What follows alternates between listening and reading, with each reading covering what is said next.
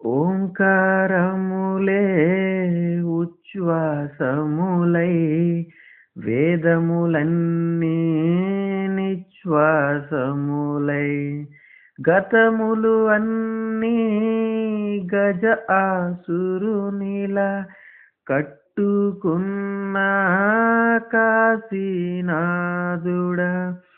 గంగను తలపై నిలిపిన వాడివ చంద్రుని శిరసుపై చేర్చిన వాడివ హాలహలమునే హేలగ మృంగిన వాడిని విభుడని చెప్పన.